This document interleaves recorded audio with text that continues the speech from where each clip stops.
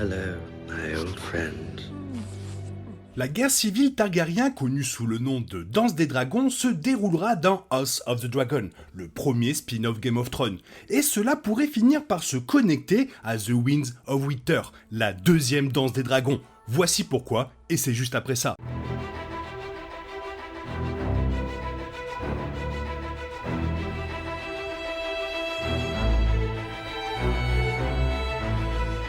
Voilà, Morghulis. Alors que la série est terminée, il reste encore beaucoup à raconter sur l'histoire de Westeros. C'est vrai, à l'écran, avec de nombreux autres spin-offs prévus après House of the Dragon, mais aussi sur la page, avec George R.R. Martin, qui écrit toujours The Winds of Winter, le 6e et avant-dernier livre de sa série de livres A Song of Ice and Fire. House of the Dragon commence environ 200 ans avant Game of Thrones, et donc The Winds of Winter également, racontant l'histoire de la division de la maison Targaryen par les prétendants au trône de fer après la mort du roi Viserys I Targaryen. Cela se traduit par la Danse des Dragons, une guerre civile qui divise le royaume en deux, séparant les partisans des Verts et des Noirs, les factions Targaryen en guerre derrière la revendication d'Aegon Targaryen ou de sa demi-sœur Rhaenyra. Le nom de la guerre civile fait non seulement référence à la rivalité, mais aussi à la proportion de la guerre qui se déroule avec des dragons. Plutôt que d'être simplement sa propre histoire isolée, cela pourrait également mettre en avant ce qui va arriver dans The Winds of Winter et ou le dernier livre de Martin, A Dream of Spring. Les événements de la Danse des Dragons sont déjà écrits, bien sûr, mais cela pourrait être un cas où l'histoire se répète. Un thème que Martin affectionne énormément. Avec House of the Dragon montrant la Danse des Dragons, il est possible que The Winds of Winter inclue sa suite, un affrontement enflammé entre deux Targaryens qui se croient tous deux le dirigeant légitime de Westeros. Un personnage clé du livre absent de Game of Thrones était le jeune Griff, qui se révèle être Aegon Targaryen, le fils mort depuis bien longtemps de Rhaegar Targaryen et Elia Martell. Bien qu'il reste de nombreuses raisons de douter que John Griff soit vraiment Aegon, cela n'a peut-être pas trop d'importance pour savoir où il se dirige dans l'histoire de The Winds of Winter. Aegon est déjà arrivé à Westeros et a les yeux rivés sur le trône de fer, et il y a aussi des raisons d'y croire. Cela vient en partie des prophéties qui feraient référence à Aegon et à la façon dont il est utilisé par Varys et Illyrio Mopatis. Elle voit également un dragon en tissu sur des poteaux, au milieu d'une foule en liesse, suggérant qu'Aegon sera aimé. Mais cela correspond également à son arc. Il a été élevé comme le prince parfait et arrivera à Westeros en tant que fils miraculeusement vivant d'un autre prince bien-aimé, Rhaegar. Il aura derrière lui la Compagnie Dorée, la plus grande armée de mercenaires disponible, ainsi que plusieurs grandes maisons de Westeros. Dorne s'apprête déjà à lui promettre un soutien. Et donc, tout cela positionne Aegon pour devenir un roi, et surtout avant que Daenerys ne mette les pieds sur Westeros. C'est important, car cela signifie que Daenerys va enfin venir sur Westeros pour revendiquer le trône de fer qu'elle croit être le sien, et finalement elle va découvrir un autre Targaryen déjà assis dessus. Daenerys a déjà été sur un chemin sombre pour prendre ce qui lui appartient avec le feu et le sang. Donc, la présence d'Aegon ne va probablement pas très bien se passer avec elle, bien qu'il puisse lui-même essayer d'offrir un mariage, quelque chose qu'elle rejettera à coup sûr. Cela signifiera la guerre. Daenerys contre Aegon à la fin de The Winds of Winter, ou mise en place pour le début de A Dream of Spring, sera donc une danse des dragons 2.0, une autre guerre civile Targaryen pour diviser Westeros, et une qui pourrait voir dragon contre dragon.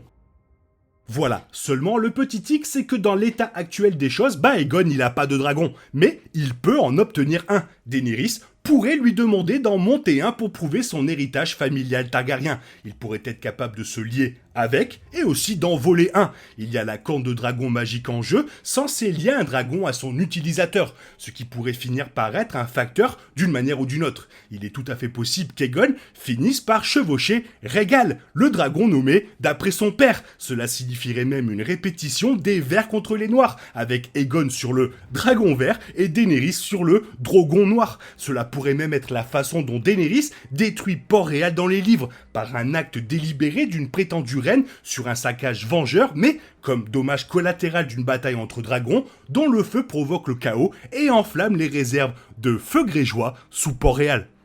Même avec Toutes les autres questions à résoudre dans The Winds of Winter et les intrigues à résoudre, Daenerys et Aegon, devraient être un facteur majeur, et la danse des dragons semble le moyen le plus probable de le résoudre. Les chapitres avant ce livre y ont déjà fait allusion. Ils dansaient dans mon rêve, et partout où les dragons dansaient, les gens mouraient. Comme si cela ne suffisait pas, dans une interview de 2003, Martin lui-même a répondu à une question sur les origines de la danse des dragons, en disant « La première ou la seconde ? La seconde fera l'objet d'un livre, la première sera mentionnée de temps en temps, j'en suis sûr. Les plans peuvent changer, bien sûr, il y a d'autres possibilités, mais il semble que, comme avec House of the Dragon montrant pleinement la danse des dragons, que Martin a fait plus que mentionner, en écrivant en profondeur à ce sujet dans Fire and Blood, alors The Winds of Winter aura ou mettra en place une seconde danse des dragons.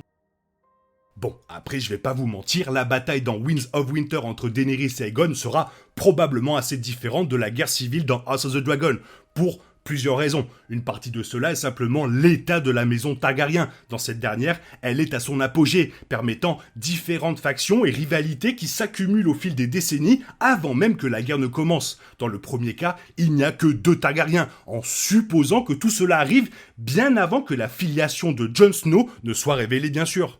La première danse des dragons a eu lieu dans plusieurs endroits clés de Westeros, impliquant toutes les grandes maisons, et a duré 2 ans. La seconde aura probablement un impact massif, mais pourrait être plutôt limitée à Port-Réal, qui subira probablement le plus gros du conflit. Et bien sûr, il n'y a pas autant de dragons non plus. Il y aura 17 dragons dans House of the Dragon, alors que The Winds of Winter n'aura probablement que 3 dragons de Daenerys, mais avec un changement de côté, à moins qu'Aegon ne soit capable de découvrir un autre dragon, ce qui, encore une fois, est possible avec des artefacts magiques en jeu. Il y a certains dragons de la danse des dragons, comme voleurs de moutons, principalement sauvages, dont le destin est inconnu, il est donc possible que d'autres dragons soient encore en vie. Pourtant, malgré toutes ces différences, il y aura des parallèles thématiques entre les 2 versions de la danse des dragons, chacune permettant à Martin de fournir son commentaire sur les véritables horreurs de la guerre, sur les dangers de manier de telles armes et la responsabilité de ce pouvoir, de la façon dont ceux qui cherchent à gouverner sont souvent les moins aptes à le faire, et de la façon dont lorsque les nobles font la guerre, ce sont les petites gens qui paient le prix le plus lourd. Évidemment, pas mal de choses pourraient se passer, mais comme Double R aime bien nous spoiler, à mon avis, ça va être fou. Toi, qu'est-ce que tu en penses ? Fais-moi part de ton avis dans la zone commentaire, sinon il est temps pour toi de reprendre le cours normal de ta vie. On se retrouve demain pour une nouvelle vidéo. Bisous bisous, bye bye.